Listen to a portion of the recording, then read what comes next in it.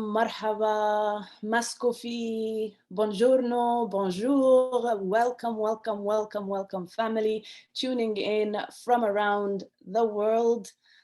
Welcome to A Growing Culture's Hunger for Justice episode, bringing to you a pressing issue, an issue that continues to be swept under the rug deliberately. We're so excited that you're here with us.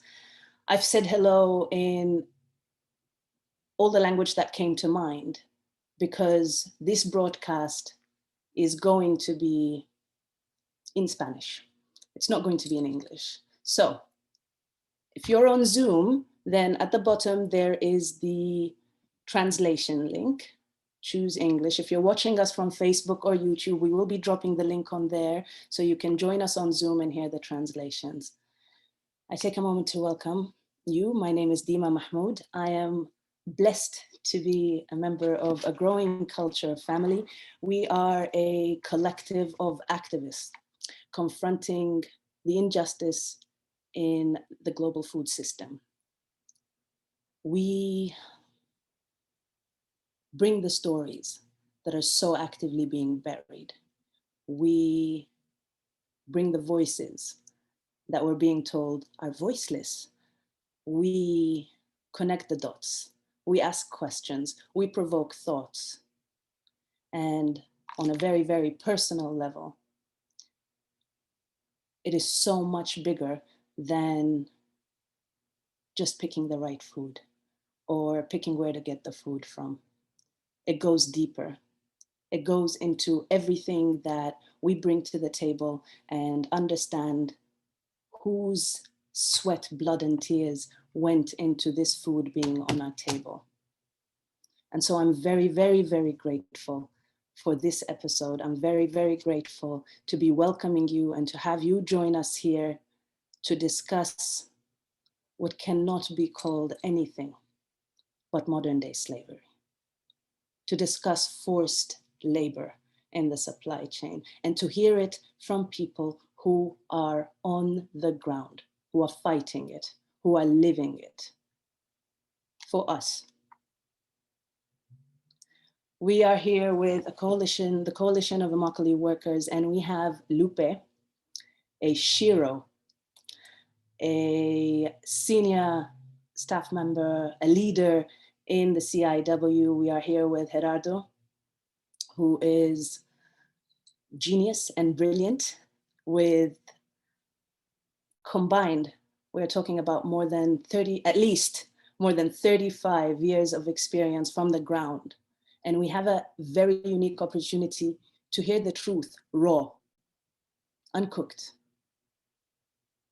unflavored, no sugar coats. This isn't Willy Wonka.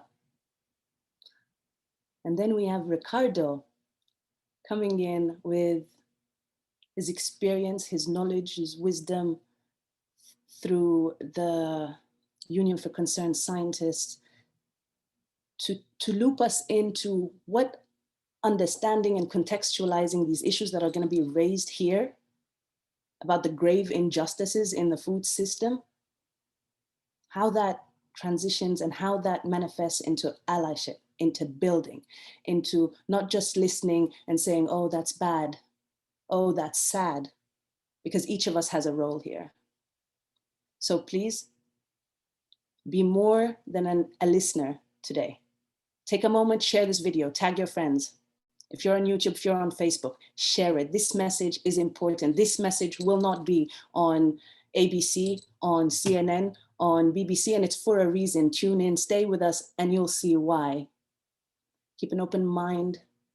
Be ready to be shocked. Be ready to be disgusted at the state of affairs, but be ready to be fired up to get some work done. So have your pens ready, take some notes. We'll have some actions. And again, I repeat for those who are just tuning in, this episode will be in Spanish. If you do not speak Spanish, join us on the Zoom link, which we're dropping off in YouTube and in Facebook. There is an interpretation button in the bottom. choose English. And we thank Melody, who will be doing a fantastic job welcoming us into this world that Lupe, Gerardo, and Ricardo will be taking us to. Fasten your seatbelts. This will be going fast. This is going to be emotional. This is going to be real, and it's going to be fantastic. I'm so excited. I hope you are as well. Take some notes, ask some questions, and let's get this started.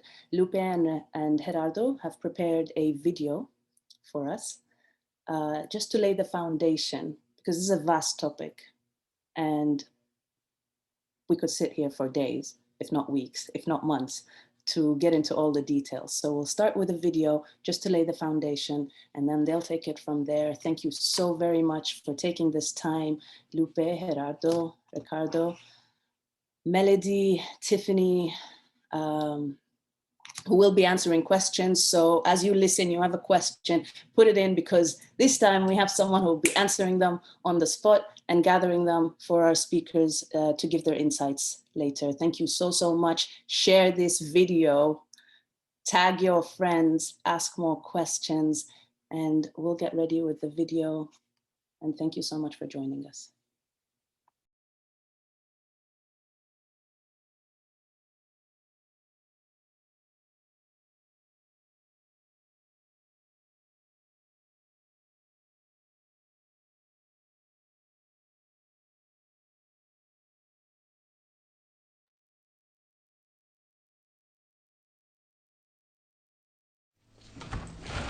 "5:30 a.m. in Immokalee, Florida. It's a dark morning under an overcast sky as Alejandrina Carrera begins the 40-minute walk.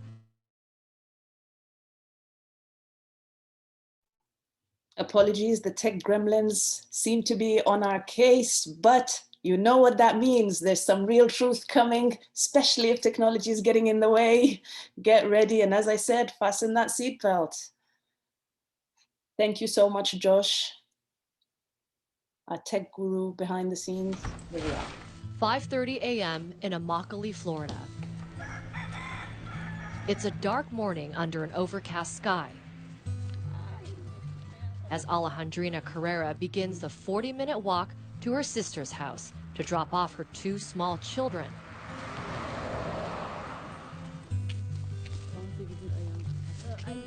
It's too early for them to go to school, and they're too young to stay home alone. But Alejandrina has a bus to catch.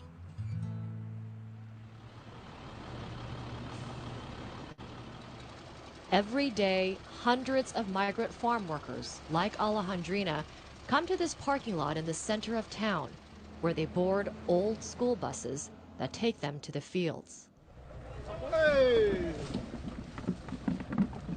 Alejandrina picks tomatoes on a farm about 30 minutes away. She likes her job now, says she's treated with respect. But it wasn't always that way. Alejandrina came to Immokalee from Mexico more than 20 years ago. She was alone, just 14 years old, small, scared, and extremely vulnerable. She says it didn't take long for someone to take advantage of her. It happened at one of the first farms she worked at. She says her boss promised her a better job in a warehouse. But as soon as she got in his truck, he drove to a remote part of the farm, and she knew she was in trouble. He told me if we don't do this the easy way, we'll do it the hard way. I was afraid and trembling. He tried to abuse me sexually, but he didn't get to because another worker heard me screaming and came to help me. The next day, the boss fired us both. Agricultural workers are without a doubt the most vulnerable workers in the United States, and I would say across the world. John S. Forms is co-owner of Sunripe Certified Brands, where Alejandrina works today. Let's talk about reality here. This is farming, this is agriculture. Agriculture has, from the very early days of man farming and needing to have work, has been full of opportunities for abuse. His family-owned farm is one of the largest in the U.S. and was the first to join the Fair Food Program, an innovative initiative that has been held up as the most comprehensive social responsibility program in U.S. agriculture. Today, nearly every farm in Florida has signed on. The program combines a set of high standards that includes monitoring the farms and educating the workers. Buenos días. Leonel Perez works for the Coalition of Immokalee Workers, or CIW, a nonprofit organization that developed the Fair Food Program. Today, CIW is holding a training session with farm workers, teaching them not only what rights they have, but what to do when those rights are violated. Leonel and the other educators here have firsthand knowledge because they are all former migrant farm workers themselves. Y lo más importante, The most important thing for me is to be able to talk to other workers because I have a shared experience. I work in the fields too, and now we can work together to end worker abuse. The Fair Food Program works because it has market consequences. If a farm violates the code of conduct, it is suspended from the program and cannot sell to participating buyers, which includes some of the biggest fast food restaurants and grocery stores. It all makes a big difference for those at the bottom of the supply chain, like Alejandrina. You can work freely. You're not going to be harassed. You're not going to be insulted. You're not going to be forced to work. There's more respect now. These days, Alejandrina wakes up in the morning happy to come to work, proud to talk to her kids about the company she works for. And that, she says, is the biggest change of all. Amara Walker, CNN.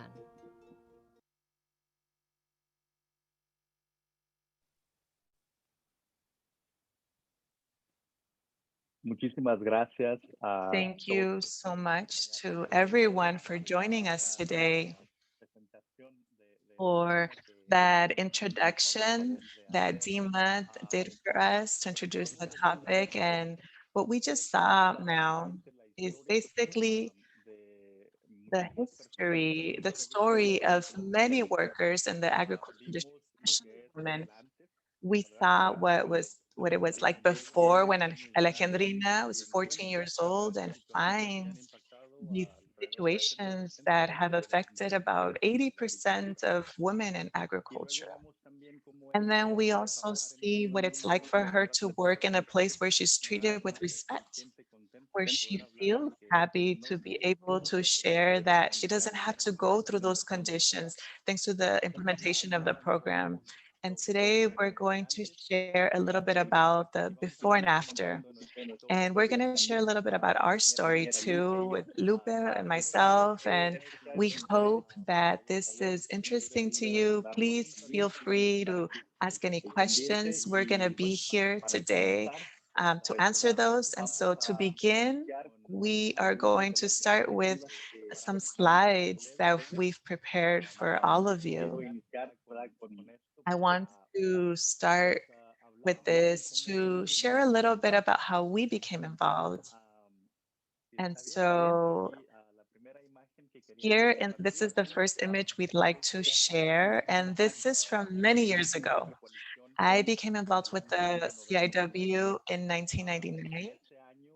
And at that time, I met workers who were in a slavery case that the CIW had helped to resolve.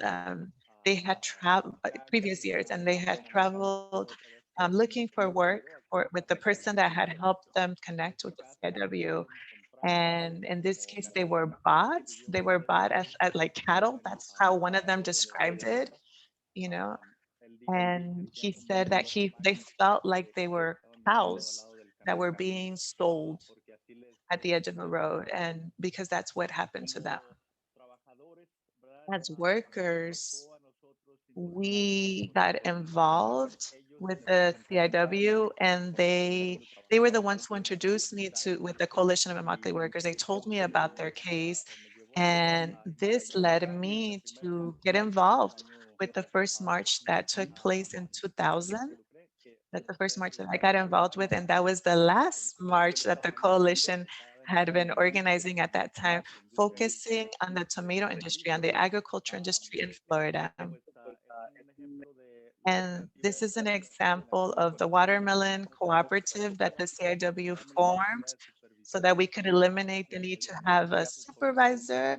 And we negotiated a better wage for everyone involved in the crew and the watermelon crew. That's our philosophy, and that's how I got involved. My friends and I experienced wage theft when we began to work in Immokalee, picking tomatoes. That was our welcome here. And so we were left without money, without shelter, And without I would work on say the same across the week. world.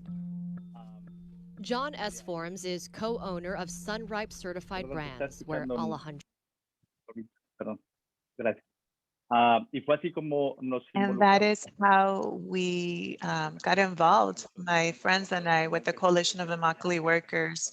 And that's where my journey began in 1999. And here we are, still involved. And I'm going to stop there. And my compañera Lupe is going to share a little bit about how she got involved.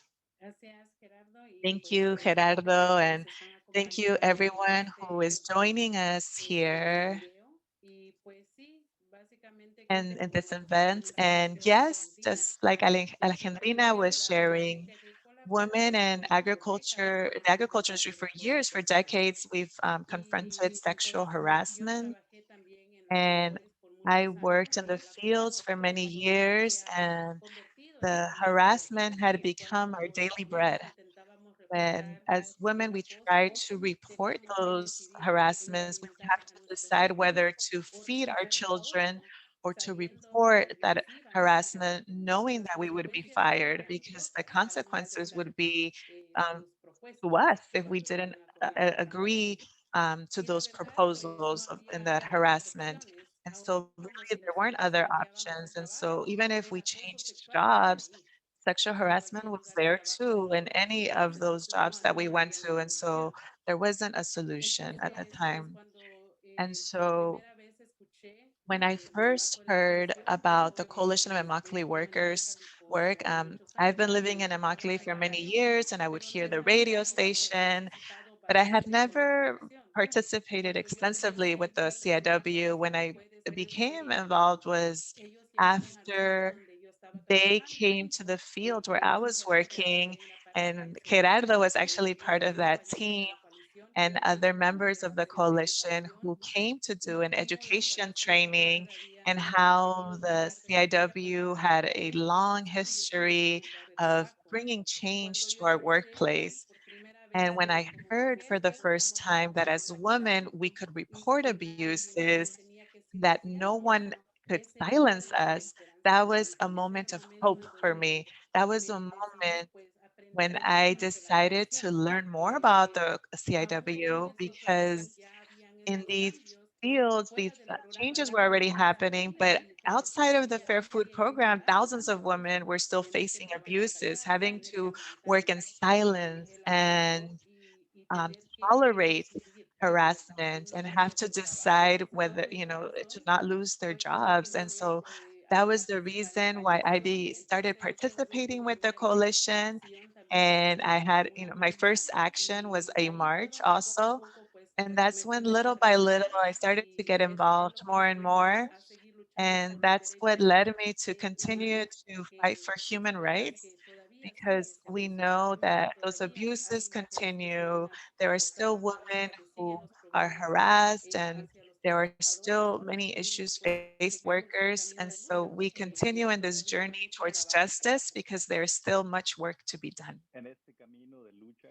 In this journey for justice, as Lupe has mentioned, that is how as a community and specifically working in the tomato industry, but not just tomatoes. Immokalee is in Southwest Florida. It's a community made up of workers from Mexico, Guatemala, and Haiti, mainly. this community has been struggling to change conditions that include stagnant wages, 40 to 45 cents for this bucket that you see here. And that's the same wage, the same rate since 1978. And that remained for over 30 years, the same piece rate until we created the Fair Food Program. And that's when we started to see those changes. And we'll talk a little bit more about that, but I wanted to do a parenthesis here to talk about the importance of our work. And so we are called essential workers. And as a community, we risk so much without protections, without supports. As workers in this industry, we produce around 90% of tomatoes that are produced on American soil. That's without, those that are imported, those de los which are tomates many. But que se just to give you an producen en idea, suelo the americano. tomatoes that are produced of every 10 tomatoes, especially during the winter, which we have two seasons, one from October to May, June. And this is something that produces many profits, both for the agriculture industry, but also for the largest buyers. And as workers, we have fought to eliminate many abuses, but more than anything, to be recognized that our humanity is taken into account and that it is understood that we are not just machines to do these jobs without rights, without protections. And that's why we have struggled and fought for this. And for us, this is a symbol of hope towards the future. Due to the things we've been able to achieve up until this point, workers have never been seen as the experts in the issues that affect them, the ones that could create the solutions. Today, we're going to prove that it's different. That's not the case, that organized communities can create a profound and strong and lasting change. And in this process, we had, this is our world in work, and that everything that happens just stays in the minds of those who suffer these abuses, who suffer the stagnant wages, the violence in the fields, the cases of slavery, 9 cases of modern day slavery since the coalition started, to get to the point to we've been able to eliminate these type of abuses. And so in this journey, we have found many alliances. We have built alliances to change the situation. And so I want to take advantage of this opportunity to invite Ricardo Salvador, who in this path to find a solution, we've been very lucky to connect with many people who want a change, who support these changes. And so I'm going to stop there um, to talk more about what we did to find these solutions.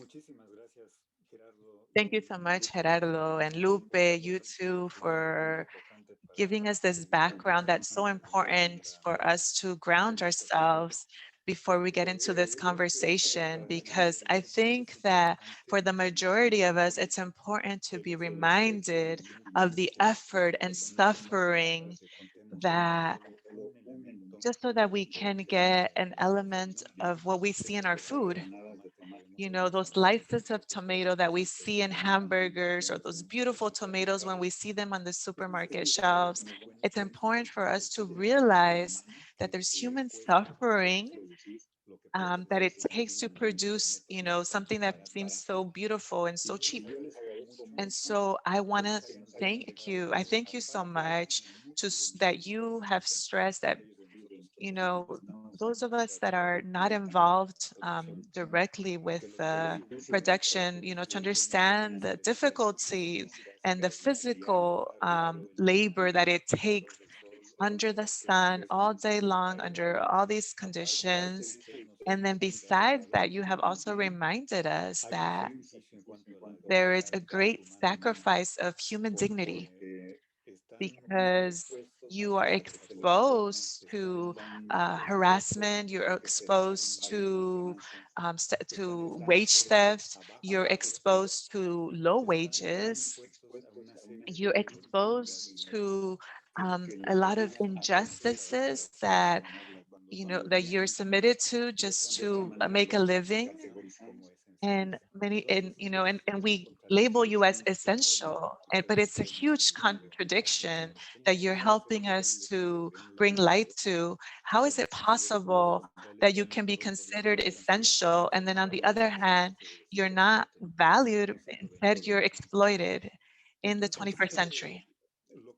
And so what you just described, it's truly amazing what you've been able to achieve, what the Coalition of Immokalee Workers has done. I think that's why we're all here to learn more deeply how this group of farm workers were able to organize to bring a solution, a remedy to this situation that you described, and not only leave that solution, but implement it and implement it with great success.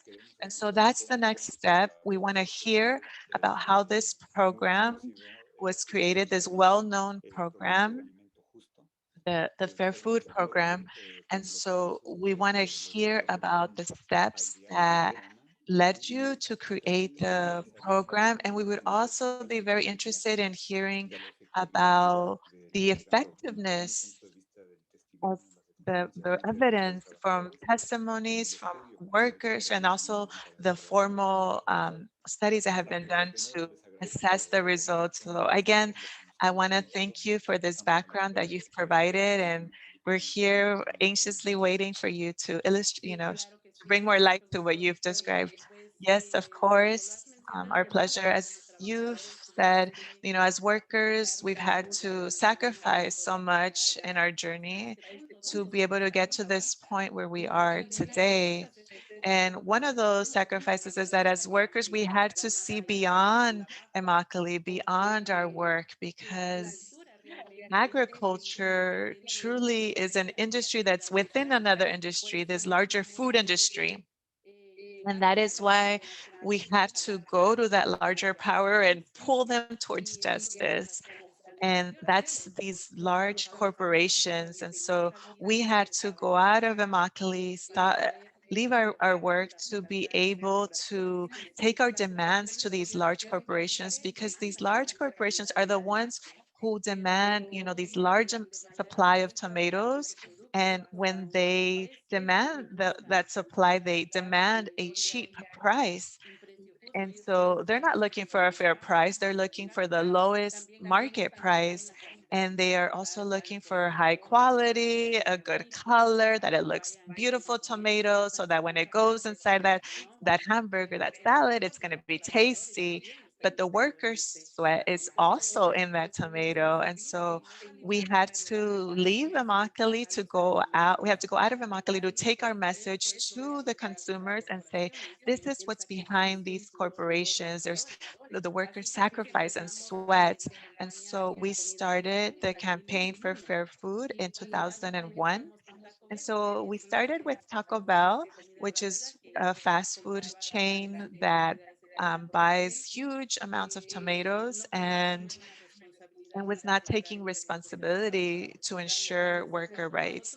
And so when we went to demand justice, we had three big demands. One of them is for them to pay a penny more per pound of tomatoes, and that money went directly to the workers as as a premium to improve wages for the workers. And then also a code of conduct that was created by us workers, in which we were demanding basic human rights, like having water and shade, breaks, but also to include zero tolerance for modern day slavery, and also along with that, eliminate sexual abuse and harassment. And also for these corporations to sign legally binding agreements so that if there was an agricultural company that was in violation of the code of conduct, that there would be consequences, just like we saw in the video, for them not to purchase from those growers because those growers were not protecting the workers. And so those were basically our three demands to ensure that there would be changes in the fields. And so Gerardo, I don't know if you want to share a little bit more. You are muted. My apologies. Just to say that with all of this that we've done, the analysis basically took us to protest, to led us to protest. And we knew that we weren't going to achieve any of this unless we organized, just like Lupe mentioned. And that has been, our journey. It's been a journey of suffering, but more than anything, a journey of struggle. When the coalition began on this journey to bring the corporations, we started with Taco Bell that that took a boycott and a 5-year boycott in 2005. That agreement was signed. And from that moment to now, we have 14 agreements include corporations that like Taco Bell, McDonald's, Burger King, Whole Foods, even Walmart is part of all of this. And with all of this, we've brought the workers' voice to the streets with protests, with large actions, always pushing for our community to receive the justice it deserves as we do such important work. And so we have some slides that we have here ready that share an image of a protest, just so you can see an example of what it looks like when we're out on the streets. And so this is the most beautiful thing, and it brings out so many people to be part of the struggle, because for us, this encapsulates the spirit of all the workers who at one point or another have had their dignity stepped over without any resources. Coming out to the streets is a way that we come out and we tell the world that our humanity matters and that we are here to demand publicly to be respected. And so that is how we've been able to reach these agreements. The campaign for fair food has been the path for us, the journey for us to connect with allies all over the country. We've created those alliances, those connections, and we realize that at the end of the day, people of conscious consumers in this country want to support when they are aware of all of the abuses behind their food, and that they are also the ones that have the final word. And we've seen that in 14 occasions. The corporations cannot ignore what their consumers demand when they are demanding the same thing that workers in their supply chain are demanding. And so that's where we're at. The next slide, please. At this moment, we have, after all these years of struggle, in 2011, we were able to create what's known as the Fair Food Program. And with this program, there are protocols that have been implemented, zero tolerance protocols for modern day slavery. That means that if there's a slavery case at a participating grower, and that's if the grower was not being proactive to protect the workers and apply all of the measures from the program, then that grower, that company is going to be suspended. There's zero tolerance for that. There's zero tolerance for sexual harassment, zero tolerance for child labor as well. And so when we think about all of this, all of the things that the program represents, we also have to think about what makes the program work. And so I want to mention, these there's there's 5 important points that make the program work. To not only identify problems or issues, but also prevent them. So one, these legally binding agreements with buyers, which help to create real market consequences for human rights violations. Two, a code of conduct that is created, drafted by workers themselves. And that's how the Fair Food Program was created, and through our Wednesday weekly meetings, our central committee made up of our most active members. It comes from experience, from suffering, from the ideas of our own people. Number three is the education in the field, worker to worker education.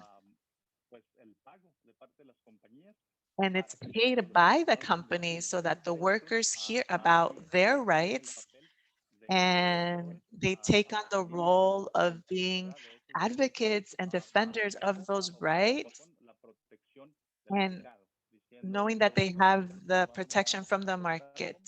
And so the market will cut its purchase from these companies that allow these abuses to take place. So number four, a 24/7 phone line, hotline for complaints in several languages, including Spanish, English, Creole, and also some other languages when it's necessary for workers who perhaps speak an indigenous language as their first language. So from the beginning to end, the investigation of these complaints are lead to a resolution. And then number five, there are many things that, as far as like social responsibility, many initiatives that promise many things. And so there's audits too, right, that take place. There are many organizations that say that they have the mechanisms to measure and do audits and fields, but truly the workers are not part of those processes. We have with the Fair Food Program, we have the Fair Food Standards Council. They are the ones in charge of gathering all this information, of going to the farm fields and asking those questions about the conditions and interviewing, always in interviewing minimum of 50% of the workers. So many times there's audits that are not legally binding, don't count on the real market consequences. And they say that 15% is the minimum, but for us, the minimum is 50% for the Fair Food Standards Council, who is in charge of that, 50% of workers, and in smaller operations, 100% of the workers. And so that brings us to the change that we're seeing today. That's what makes it possible for this program to have the power to prevent.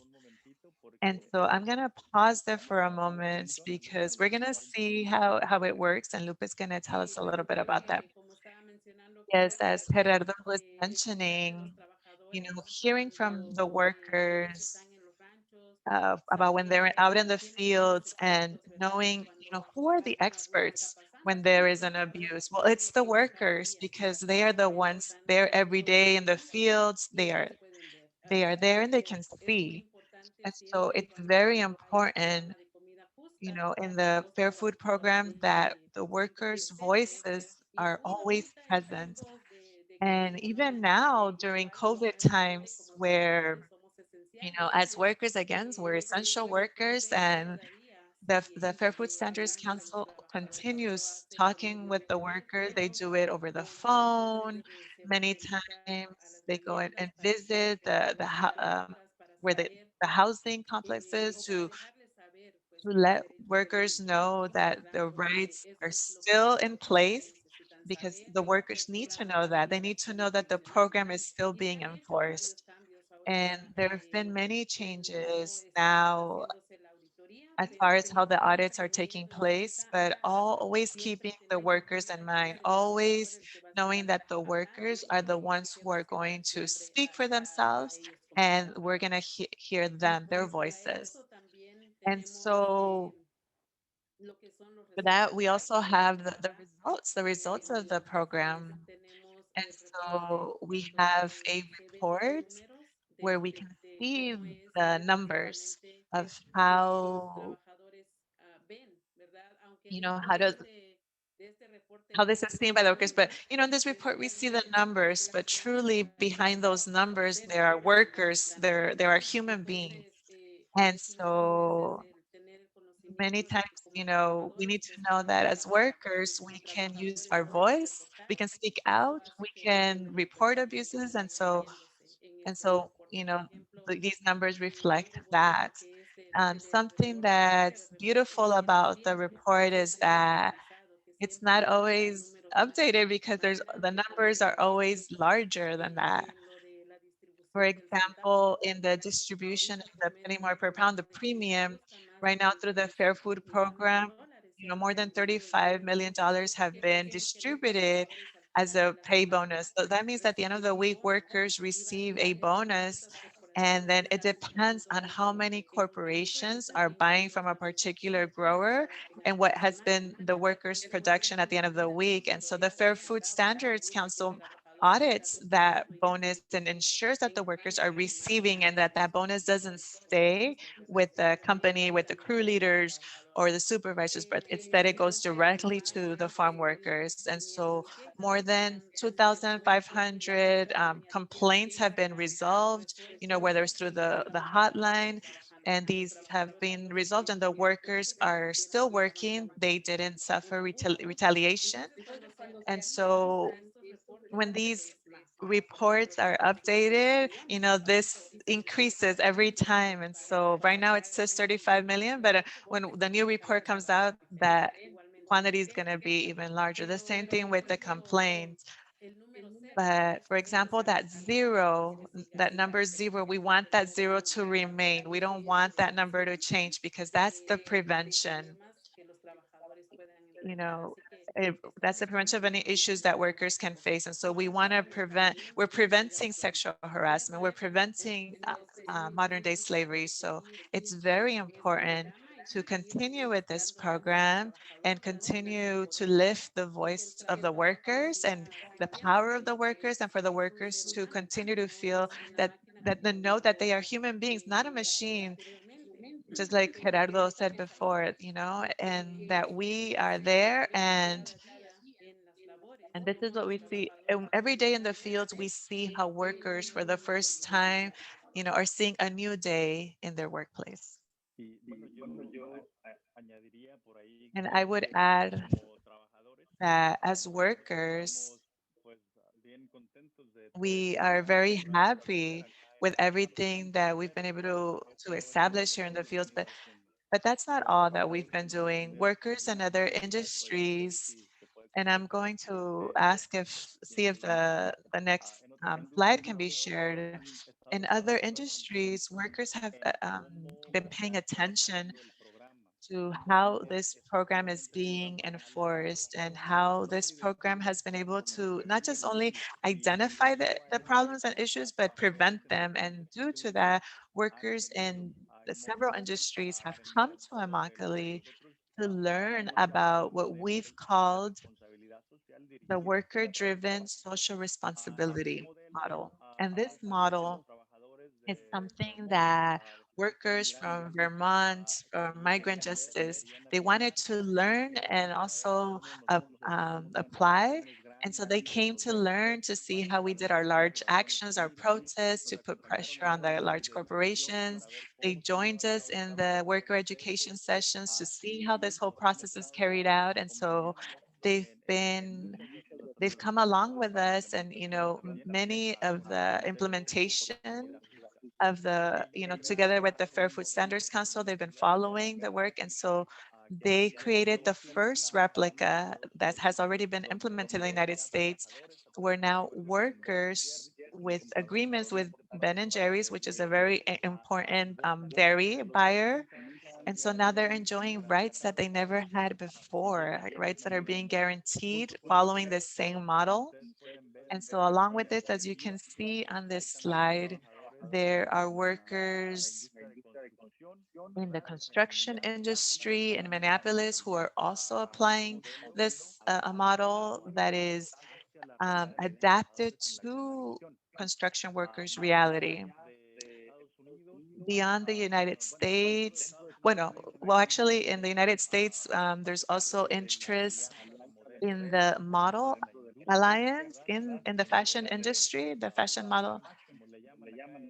And so, so-called fashion here, as it's called in English, it also related to abuses that have to do with sexual harassment that many workers, janitors face in different buildings, where they are taken advantage of, the vulnerability that those workers have and the need to work. And also internationally, we've been working with some of the entities that are part of what we some of the things that we've won have been also been applied in garment factories in Bangladesh to protect workers. So that has to some of the measures related to healthy and safety. I think many of us have heard of thousands of workers that have lost their lives in garment factories, you know, for college apparel, for the larger public, different brands. And so,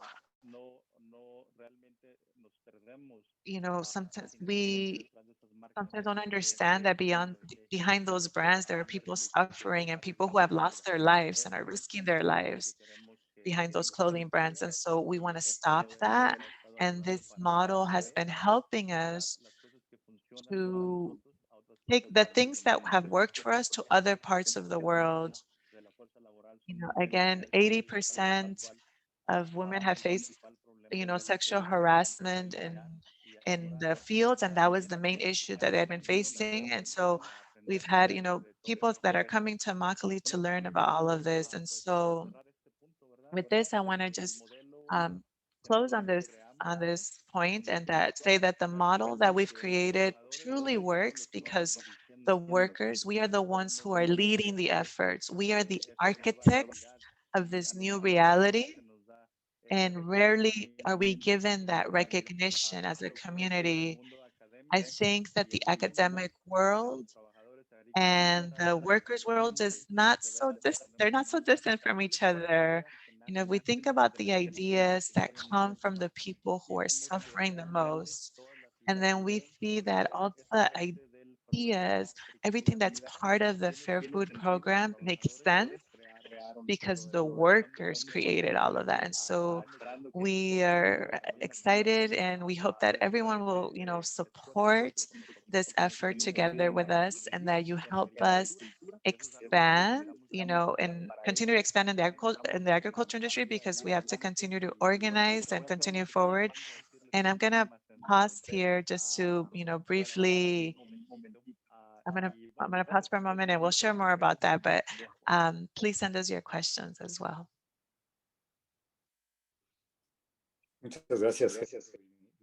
Thank you so much, Gerardo and Lupe, again, for explaining how the program works. And I would like to ask you all as a next step to describe the study that was done by Harvard or researchers from Harvard when they investigated the way that the program works and its results, because it's different to hear your testimonies and then, you know, see what these scientific researchers, are assessing independently. And so if you could please share more.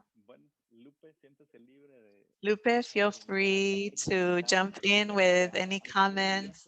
What I would say about this is that it was a really nice surprise at first, to know that there was this study that had taken place, that it took 10 years, and they studied 40 different initiatives, and the organization is called MSI Integrity. And basically, in English, it's multi-stakeholder initiative. I don't know how to interpret that to Spanish, but we'll leave that to Melody. But basically, these are initiatives, that are very promising, and they have beautiful language, and they have this human rights language that we see more and more. But truly, when you ask the most important question and the simplest question to understand what we're talking about here, when you ask about results, the model that we created, the worker-driven social responsibility, was the only one that fulfilled the promises it made. the rest were just a lot of noise, a lot of, blah, blah, blah. And so if we think of this as as a radio signal, we are the ones broadcasting information about concrete things that involve real people, to be able to be part of this change and expand, while the rest of the conversations are just static. It's just a static energy that is taking up space and makes noise, but doesn't really mean real change for workers. And so when we found out about this study, from what I know, from what I understood, is that we were giving an invitation because, since we're always working so much, we thought we weren't going to be able to have the time. And we didn't collaborate directly, but at the end, the result was that the data that we always share publicly, that's there for anyone that wants to learn about the program and its results, are things that they can easily see and evaluate, and they did that, and that was their conclusion. The Fair Food Program is the only program that achieves what it says is its objective, which is to protect workers, increase wages, guarantee that issues are resolved, but that they're also eliminated and prevented, these problems that had been affecting the agriculture industry for so long. And so for us, this shows us two things. We as workers and as a community, we have been saying with this study, this report, this 10-year study says, so what we have works, and these are the reasons. The same thing what we've already shared in this conversation. And now this arrives to emphasize the fact that we were right about what we've been saying always, that it was exactly what was happening. And well, as workers, many times we are not heard at that same level. So this helps us to advance that conversation very much. And something that I wanted to add, that, it's good that they're doing these investigations, and, to say that this program does work, and the fact that women now, that we can go to work without worrying about sexual harassment, the fact that when we leave work, we can get home, we can embrace our children, and we can have a dignified dinner with our children, sit with them and ask our children, how was your day at school? Or how are you feeling? The fact that we don't have to waste all that energy of like the next, or that worry that next day that there's going to be sexual harassment. No study is going to be able to show that part. Why? Because that's what we live every day. And if there were studies and studies done, they would all confirm every day more and more how great this program is. And we get to live that personally. And we defend that program every day because we know that it is something that gives us the opportunity to be humanized, to be able to defend our dignity as women, to be able to speak out, not stay in silence as we did before, or to have to cry in silence. That's never going to happen again. But we know that we have to continue working for that justice to truly change the entire industry. And that is why we continue in this fight. And there can be many more studies that will confirm how powerful and how great the Fair Food Program is. Thank you so much, Gerardo and Lupe. And I think what you just said, Lupe, it's truly impressive, that your ambition is to change the entire industry. And what you've been able to achieve to now is also so impressive because it's so unexpected, where a group of workers in this corner of Florida has been able to achieve what you all have achieved. But at the same time, we know that there are companies still that are resisting, that are refusing. And so for those who are listening and would like to get involved and support this work, I know some examples. For example, it's very notorious that, Publix supermarket has continued to refuse. It's also well known that Wendy's, the large hamburger chain, has also continued to refuse. So I would like to know, how can we get involved? How can we support? What actions, what campaigns can you share about so that we can also participate?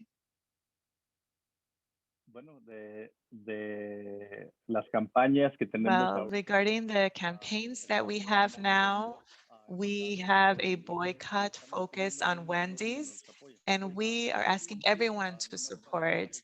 And Wendy's, just to give you a little bit of background, when we began to enforce the Fair Food Program here in Florida, and then Walmart came on board, and that helped us to expand the program to other states in 2014. So from 2011 to 2014, it was just in Florida, and then other states north started to participate. And so we've always, have extended that call to Wendy's to join.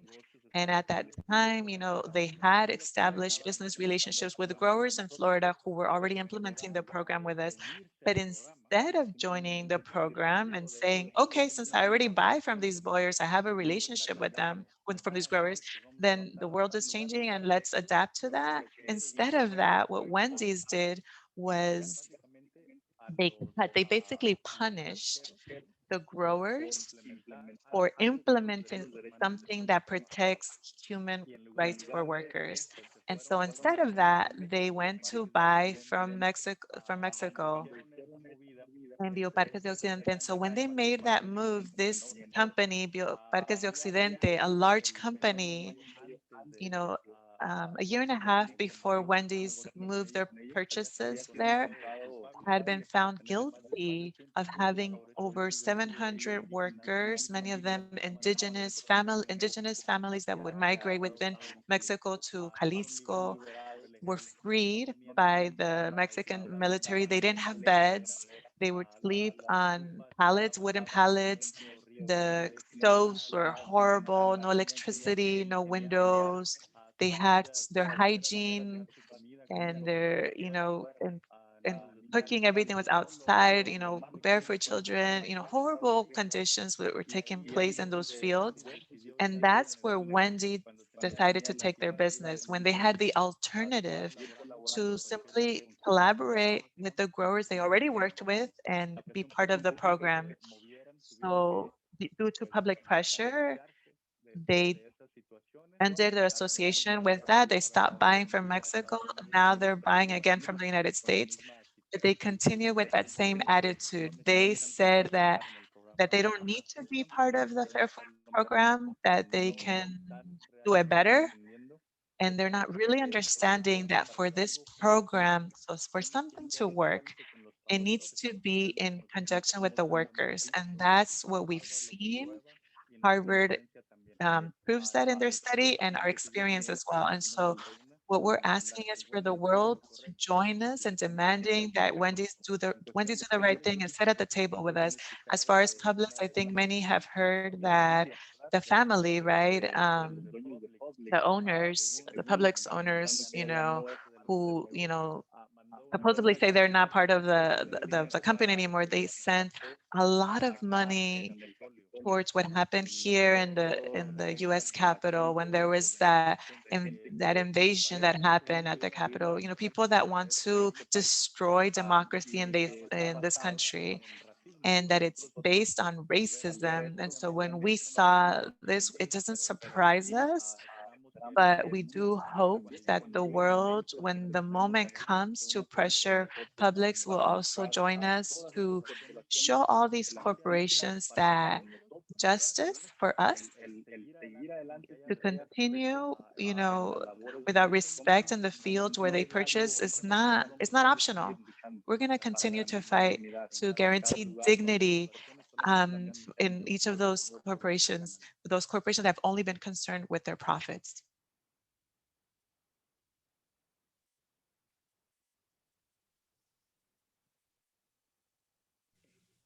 Thank you. Thank you so much. So together with what you've described and the information that Tiffany has been sharing in the chat, we have many ways to participate and support you all. And so we thank you so much, not only for the work that you do, but just also how you're creating these opportunities, not only for us to know more, but to support you. And so what we would like to do next is open up the space to so that questions from the public can be shared with you all and you can answer them. So to start, I have two brief questions, and then we can go on to the list of questions that have been coming in. So the first one has to do with something I'm curious about, to know a little bit more about your internal conversations when you started to lead your successful campaigns, because obviously when we see what's obvious when we see the results is that you realize that even though you are small, don't have a lot of resources, there's not much visibility at a national level, something that the companies, at the end of the day, were very vulnerable to. What you were able to organize was your good name, your public image, the positive image that you've been shared. I'm sorry, that the corporations have been so concerned about their public image, and you found the way to attack that vulnerability, to take advantage of that vulnerability. And so one of the questions that, and I'll ask the other questions so you can answer both. So something that you mentioned, and I think it's really important for it to be known, is that many times people who don't know about production imagine that the people that, are laboring in the fields all day long are Mexicans. And with that, they erase so many identities of of other people who have also become refugees here in the United States, have looked for work here in the United States. So in your corner of the world, we know that there are people who come from the lowest socioeconomic levels in their country. So we can find Zapotec indigenous, Otomis, Mixtecos, Mayan indigenous people, refugees who speak Haitian Creole. And so if you could give us a little bit more of information about those workers so that we don't erase them and just label all of them as Mexican workers. I would appreciate that very much, to get to know them more. So there's two questions there so that we can take off with our question and answers. Sí, pues, perdón. Pues es una, como dices, es una gran As you variedad. said, there's a diverse community, people from different places, and there are many people from Guatemala, from Central America, from Haiti, and so many different languages, cultures that are, languages that are spoken here in Immokalee.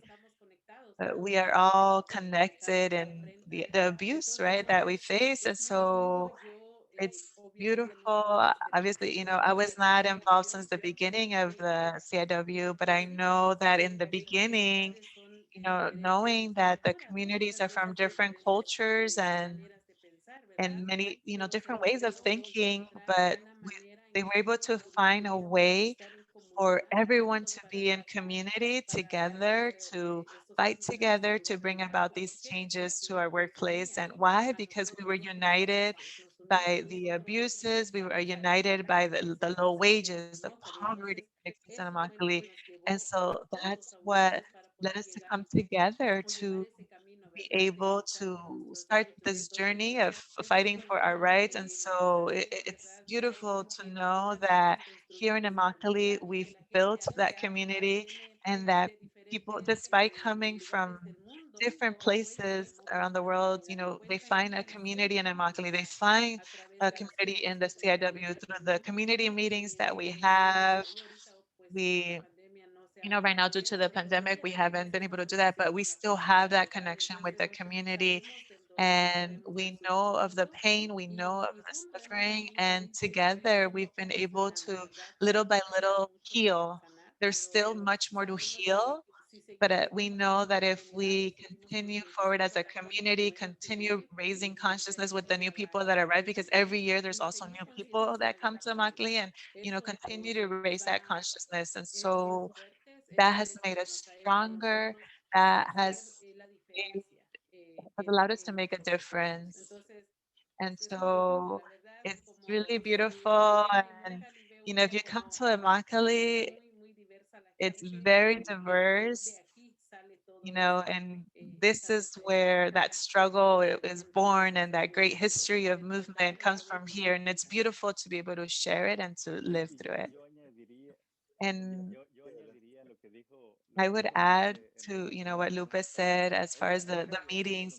It's truly from there that this conversation began, after the large action that the CIW did in 2000, which was a 234-mile march. We had a Statue of Liberty puppet, brown skin, carrying a bucket.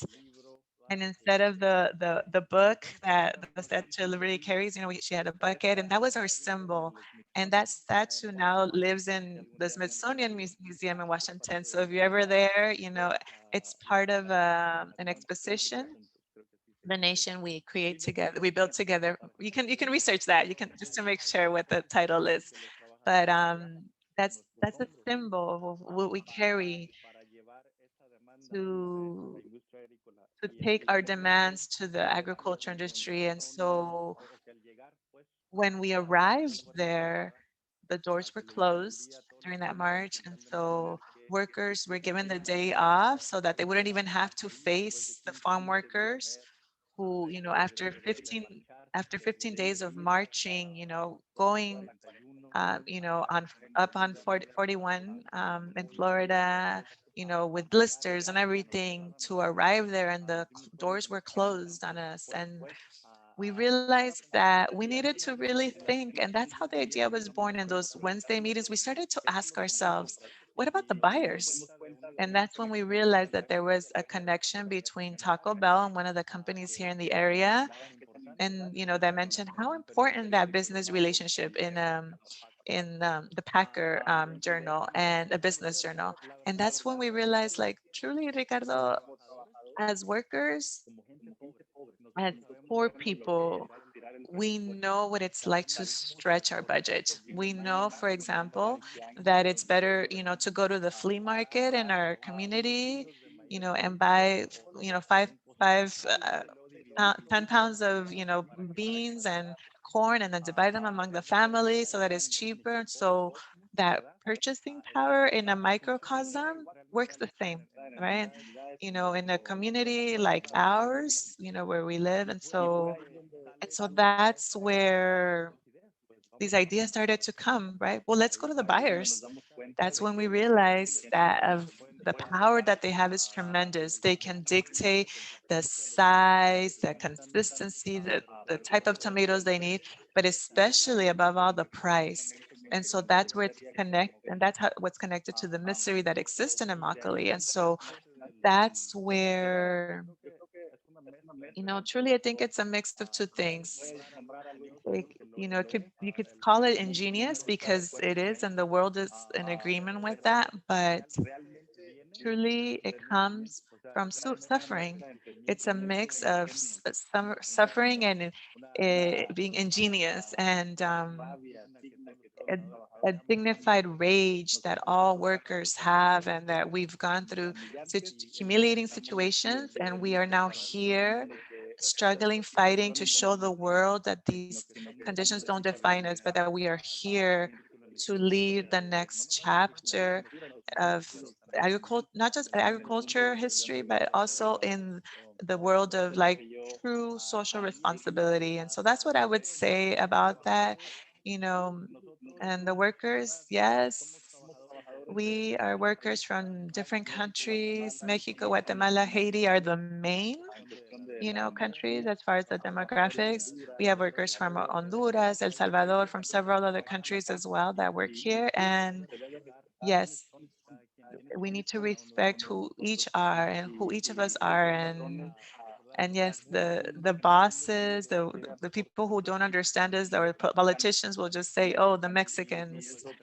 And we have to, pay attention to that too, because a person's value of someone who helps feed the world, we should that should at least guarantee that they can be seen for who they fully are as a human being who comes from such place and has a history and dreams, and they are not just, one among many among all these Mexicans, or the way we're sometimes all labeled. And so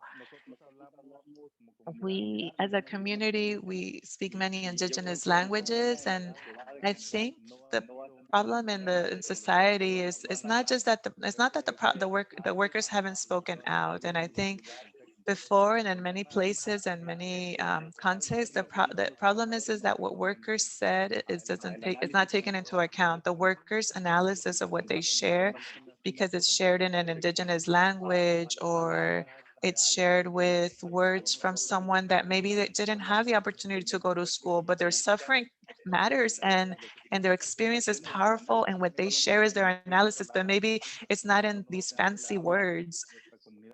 And that's not the way it's spoken here in our community, but the analysis is there. And so I would say that we have to be, truly hear, really hear the people, on the trenches, on the, that who's speaking from their place of pain, to really change and to truly hear them, actively listen to them. And that's where many great things come. So when we combine, our community's knowledge, expertise, and with the influence that, exists in the academic world, and find a balance of that so that we can have a different reality. Yes, thank you so much, both of you. I think that summary you just provided is one of the main lessons that we can extract from the experience that you've shared. And well, we have about 15 minutes to take some questions from the general public if we have them. And I think Tiffany is who is going to share the questions, or how are we going to? I think so, right?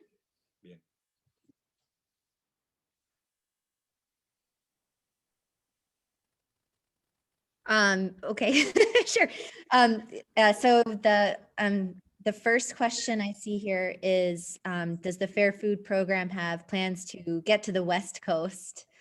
Because I think, and I answered this question, I think, in the chat too, which is, we're hearing a lot about the East Coast, but do we have plans to expand? What do you think, Gerardo? Should we expand? Sin duda, debemos expandir. Without a doubt, we need to expand. And there are some connections now with the West Coast and LA, for example, the janitor workers who have faced harassment and sexual abuse, especially when they work over the overnight shift. So all of that is bringing us closer to work with people like that. And there's also interest from from Hollywood. There's conversations there. So it's taking different forms, but we've also had the opportunity to start conversations about the possibility of applying the program in cooperatives. So in agricultural cooperatives. And so there are many things that can take place as far as that. And so we are truly excited to be able to work with anyone who is ready to pursue the implementation of the elements of this program that make it work. And so that we can work together to start adapting that to other realities, other industries. And so that's a conversation that is taking place and will continue.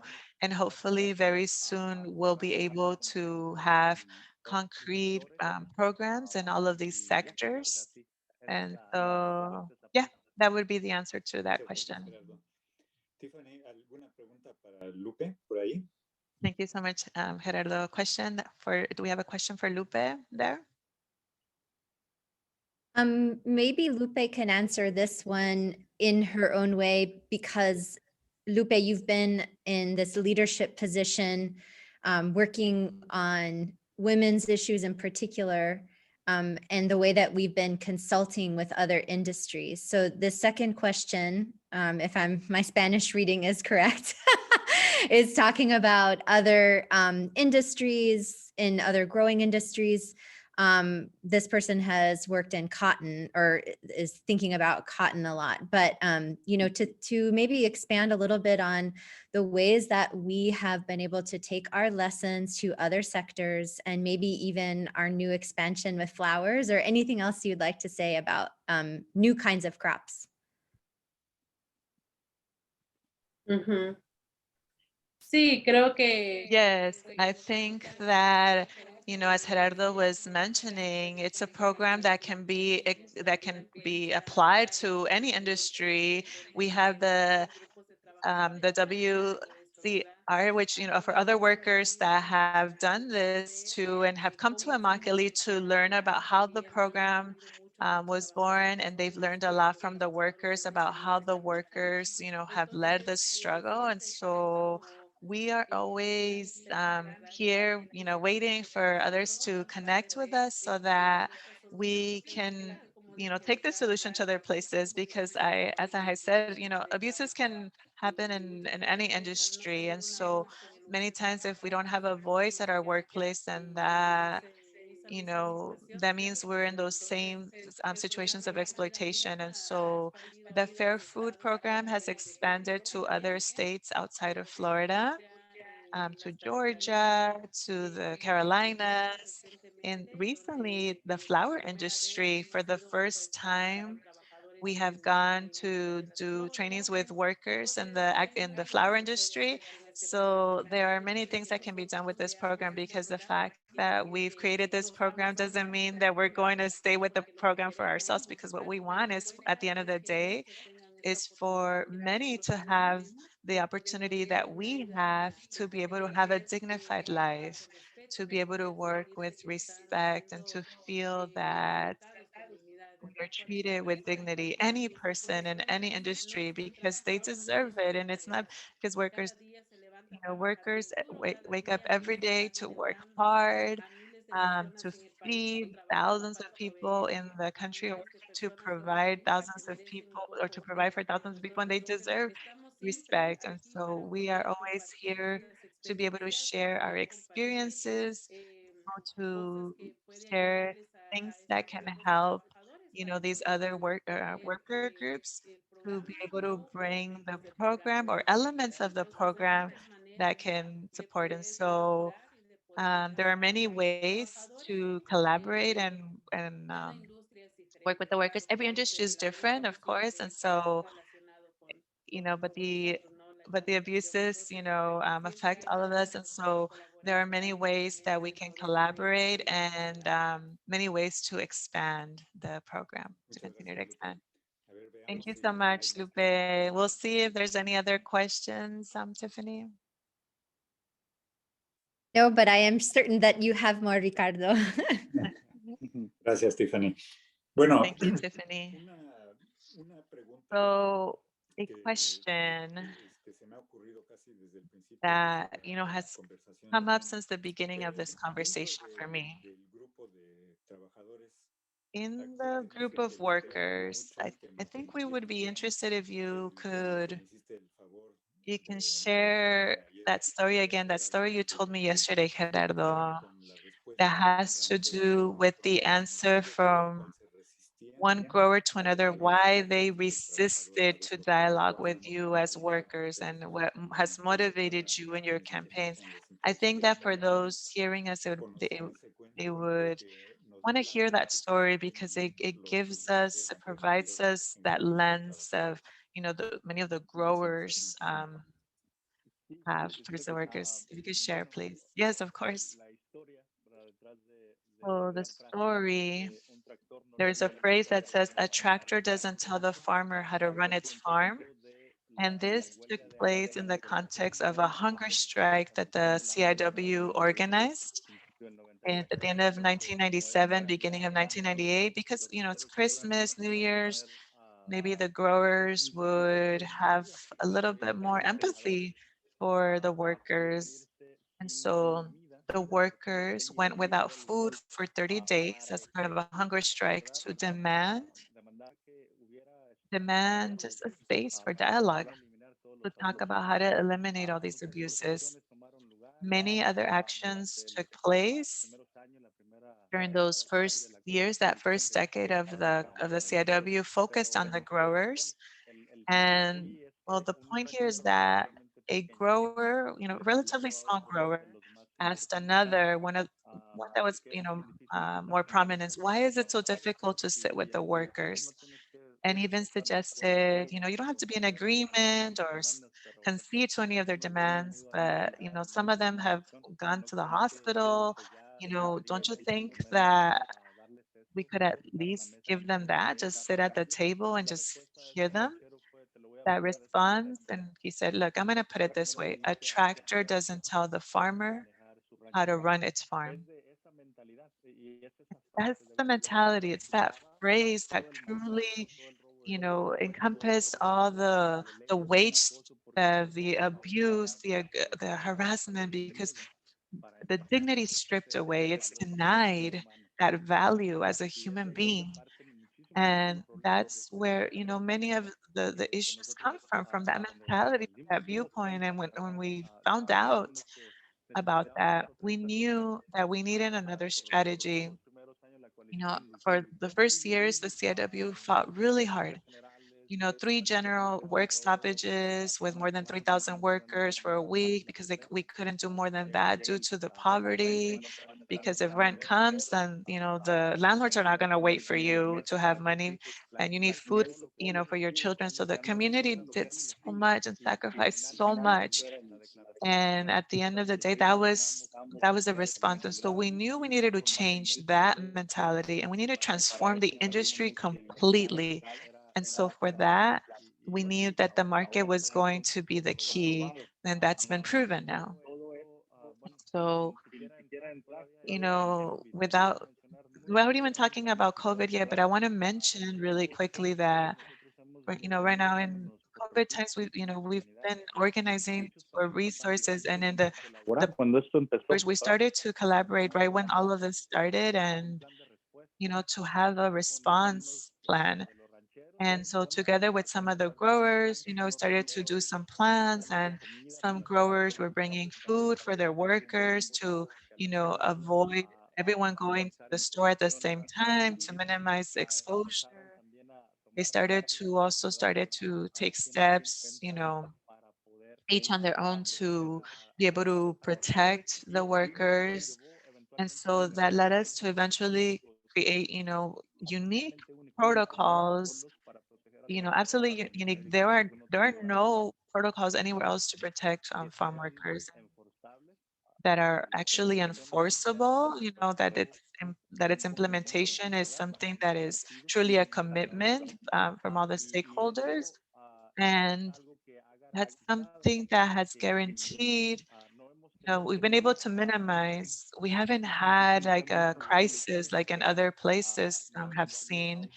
We haven't had outbreaks of COVID, in those fields, because there are things that have been implemented that make sense with the community and the people, and the workers are using this to be able to protect themselves and to report things and ask questions. And so in the educational materials, there were 2 or 3 pages now included in a booklet like this, and includes those new protocols. And so Va a marcar un antes y un después. Y esa es so otra I think this is what's also going to create another before and after, that we need to continue to fight so that that our community is not just a place where stories of vulnerability is all that are told, We need to construct something that guarantees that our people are safe. Right now, we don't have a hospital. We've mentioned that before, you know.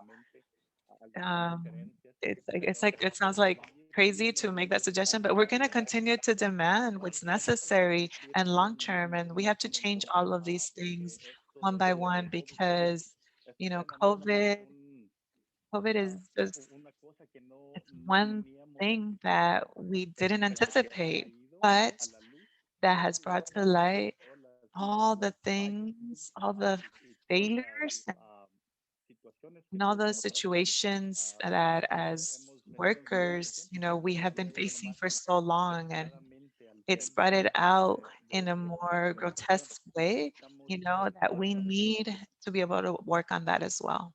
Muchísimas gracias, Gerardo.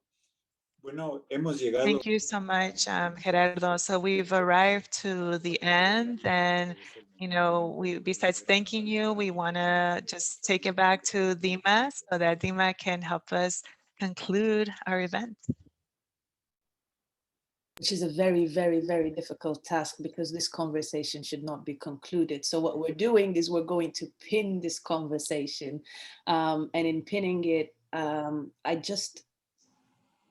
okay, first of all, deep breath and thank you, a massive, massive thank you to you all, to everyone joining us, and for you sharing your truths. There's a lot to digest here, so I'd like to ask each of you, Lupe, Gerardo, Ricardo, to just give a final remark of an action.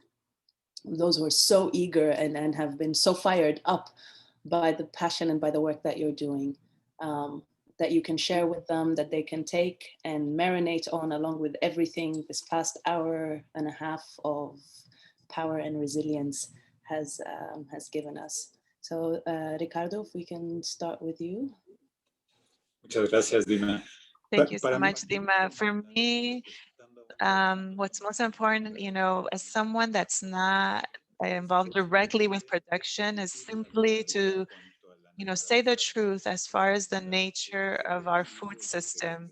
It is impossible for it to exist without exploiting human beings, at least now. And I know that none of us want to participate in such system. And so it is our duty to advocate for change in this system that allows for exploitation. And so one way to do that is obviously to support you all directly, as we have seen that, you know, as we have seen abundantly, you are the ones that have the best ideas as far as how to improve this system. And another way is to inform people who are the ones who dictate the rules, the policies, who support those large corporations so that it's not possible for them to continue with this farce. And so you've strengthened us so much to continue this work.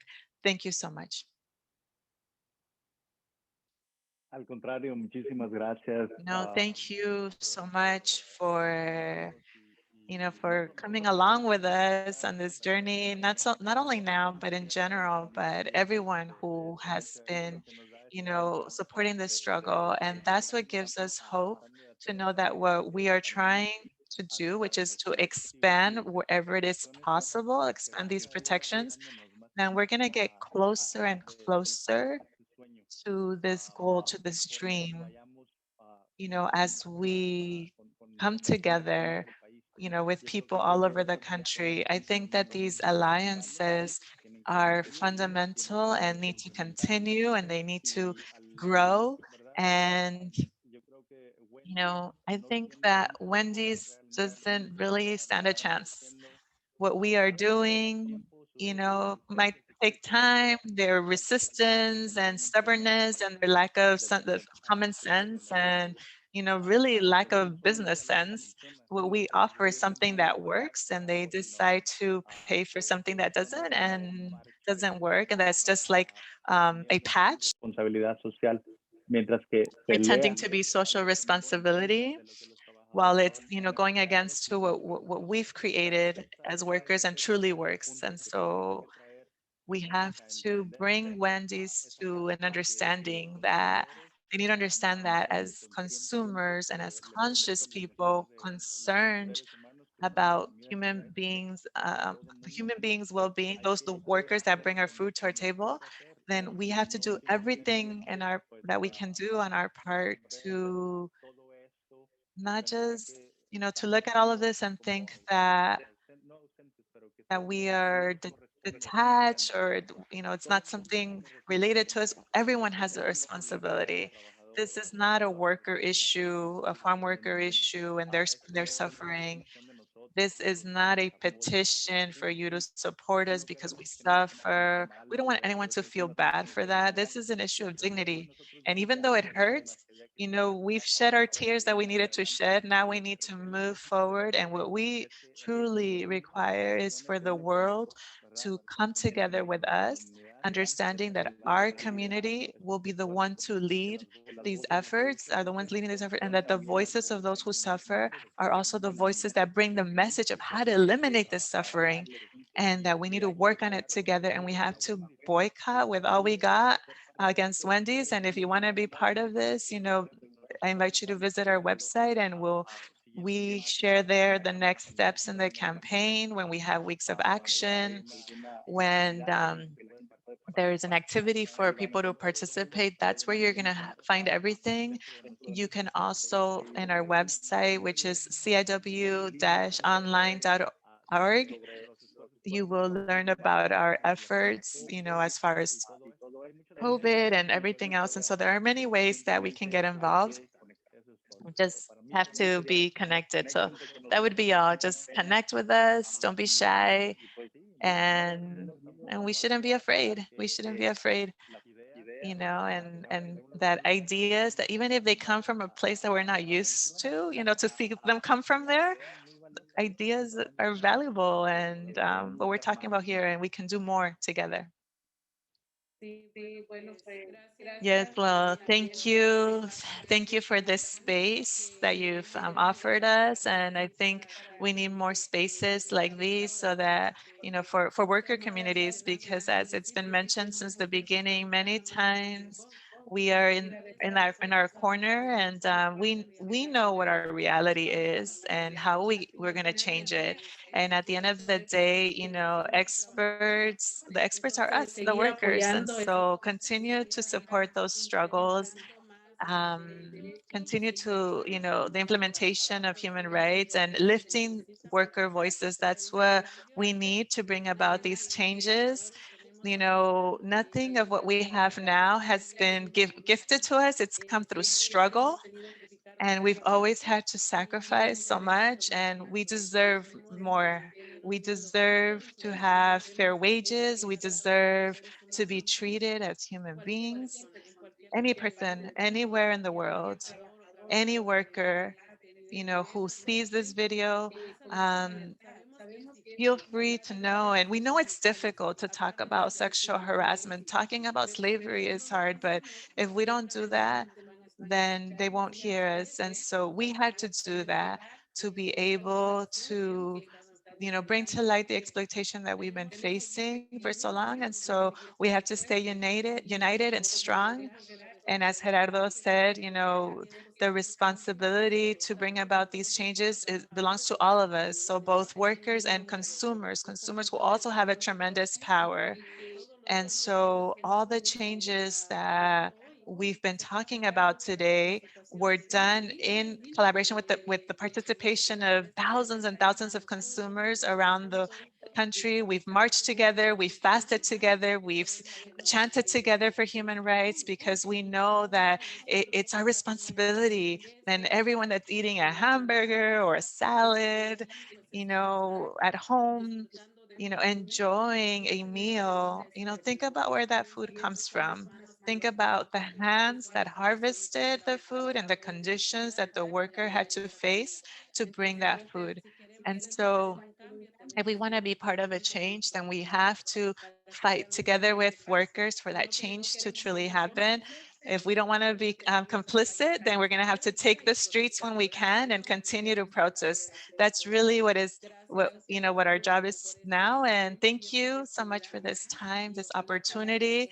And hopefully, you can share this information with many more people so that this movement can grow even more.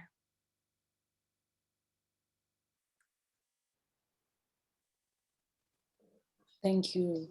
Thank you so much. I'd asked Josh to allow for some more time because I was meant to just wrap up in a minute, and there's no way I can wrap this up in a minute. And I have my points here, but now I have to go off point to something both Gerardo and Lupe tied together very, very beautifully. Gerardo, when you were talking about us having to keep going and the tears that have been cried and then being used as strength, a verse from the Quran came to my mind, and it's about water. And in Arabic, it's وَجَعَلْنَا مِنَ الْمَاءِ كُلَّ شَيْءٍ حَيٍّ. And from water, we made everything live. And to me, in my head, is like, what are these tears doing when they go into the soil, and what are they bringing to life? As the farmers are growing this food, it is ultimately being grown by these tears of resilience. This is pain, yes, but it's also resilience. It's also power, it's strength, it's courage, it's inspiration. It is pure fire and pure gems like the gems you've dropped here in this conversation, and I hope everyone is feeling it. And then Lupe, when you tied it to thinking to this food that we are eating, we are consuming this strength. It is your pain, but it has turned into strength in these meals. Your resilience to wake up every morning and keep doing what you're doing. You are giving us this strength through this food. And we must remember that, which takes me, I tried putting the timer because I know I was going to go offline.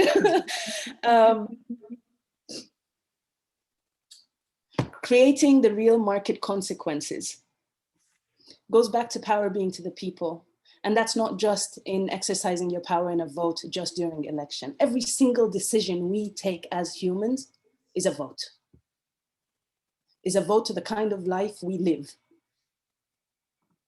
And as I'm thinking that, and then later in the conversation, Gerardo's talking about realizing the power, the tremendous power that is in the hands of the buyers, in the hands of the consumers, that is literally giving power back to the people. But it's not giving back power, it's just reminding them, it's reminding us of this power, which takes me to the second point from this amazing, really alarm of a conversation is worker-led is at the heart of this success because it is people-centered. And as long as it's people-centered, then power stays with the people. Then power grows with the people. Then it's a growing culture. Then it's a culture of growing together, growing this power, growing our responsibility, growing our duty to one another as humans, so that I am not eating what is being taken out of your dignity, out of your respect, out of your human rights, out of your flesh, out of your children's right and their children's right. Which takes us to the core. It being people-centered means it revolves around the people, means it's not about fixing the system. It's about co-creating a system. And it's not even co-creating a system, it's co-creating a world. It's co-creating a world of balance, a world of justice, a world that has space and holds space for all of us. And here it's very, very, very important to emphasize the power of language, which is why I'm so grateful for Melody. Can we take a moment to give a shout out to Melody, who has not stopped since this moment, since we said good morning and hello, until we'll say goodbye. Well, not goodbye, see you later. Melody has not stopped. And she's just behind the scenes, like all these amazing workers we have here, like all these amazing warriors of justice we have here. It's happening, it's just happening behind the scenes, and we need to pay attention, because language, by definition, is political. When Gerardo's saying the terminologies that are being used in academic papers is not the same terminology that's being used on the ground, but what's being said is the same. When the United Nations comes and says sustainable development goals, SDGs, we're not using the same terminology. By indigenous people, people who are connected to soil, people who are connected to earth, ingrain every single one of these principles in our work. And this divide cannot continue. And this divide stops by us connecting these dots. And again, to the power of language. What does fair mean when they say fair trade? Fair to who? Who is it fair to? We have to ask these questions. We have to keep asking these questions.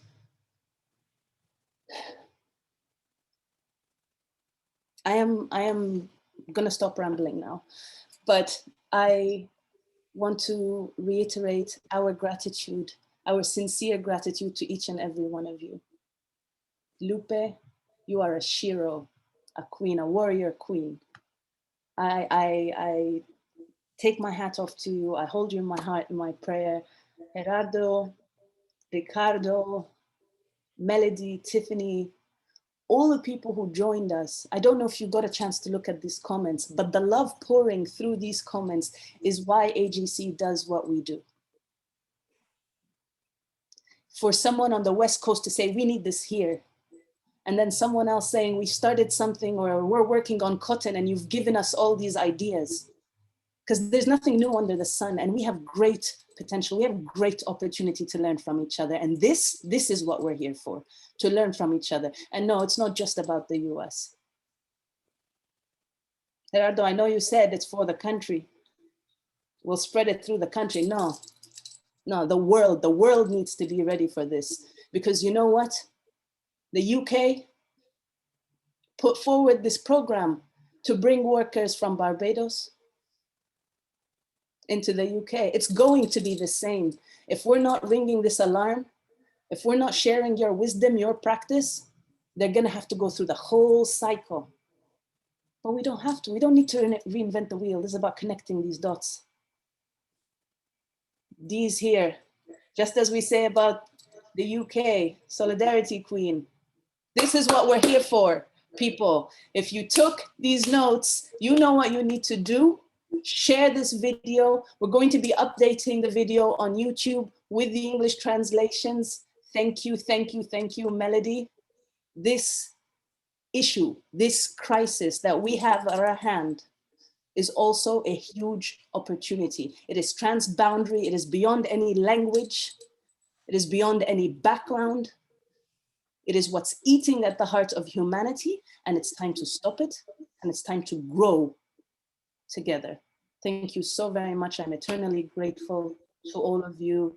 Peace and blessings. Keep on. Thank you. Gracias. And boycott Wendy's. Muchísimas gracias. Y sí, boycott Wendy's. Yes, thank you so much. And yes, definitely boycott Wendy's. Thank you. Thank you. Gracias a todos. Thank you. Thank you, everyone. Thank you.